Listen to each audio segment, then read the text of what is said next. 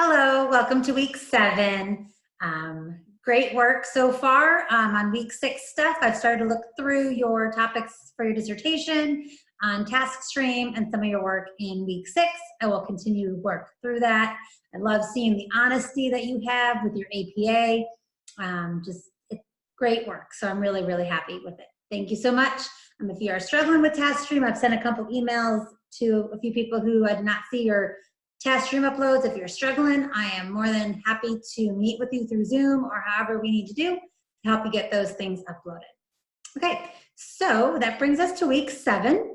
So this is where we're really going to start getting into your annotated bibliographies now. You've had a chance to think about your dissertation topics, and now we want to start doing research that matters for those topics. So you're really going to focus on doing that reading and research this week. And then you are going to start your annotated bibliographies, because one of your assignments this week will be sample 1 so I can give you feedback. It can be one of your annotated bibliographies you turn in on task stream in the future.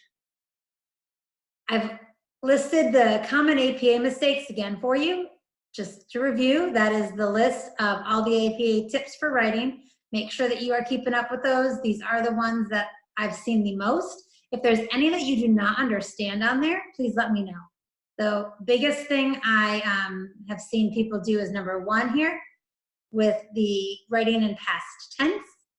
Also, number 8 is another one that I did multiple times before someone corrected me. Make sure that you are using the and. Okay, so if it's not in parentheses, you'll use and if it's in parentheses, you'll use the symbol, the ampersand. Okay? Any other questions on those? Obviously, you're always welcome to ask if you have any questions. Then you will see here, this is a sample reference list. So here is an example of what different reference sources would look like.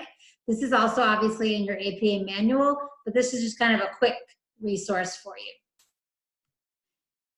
Like I said, you are going to be working on an annotated bibliography sample this week. If you click here, this will give you a lot more annotated bibliography resources, an overview on how to write an annotated bibliography, some other notes on writing one, another video, how to paraphrase sources, and how to APA format. Okay, so there are definitely some resources there if you are unsure how to complete an annotated bibliography.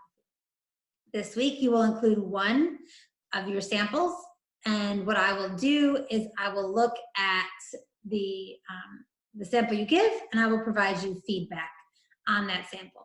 If you would like to see some exemplars, you can come over here to the evidence descriptions. And if you scroll down, here are some exemplars for an annotated bibliography. That way you can see what some would look like if you were trying to write your own. The citation goes at the top. Then you will look through, you will see that there is a summary of the source. Now, in your annotated bibliographies, you are welcome to use I. If you don't, though, and you want to write it as if you would in your literature review, that's fine as well. Okay?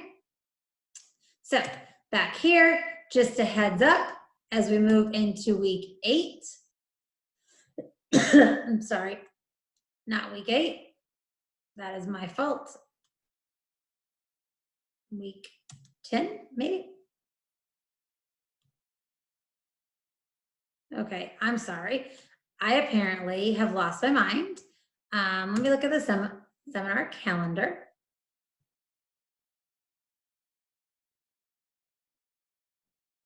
Okay, so your annotated bibliographies are due on week 13. And then you will, that is November 26th. So you've got some time once you post that one, and then you have some feedback for that. So I did want to get that out there. They take a little while, so that's why we put that in the earlier weeks and the chapter outlines later. Sorry, I was definitely confused there for a second. Please forgive me. It has been a long 72 hours. Okay, so I think that's everything for week 7. And you really only have the 1 assignment this week for seminars, so that's kind of nice.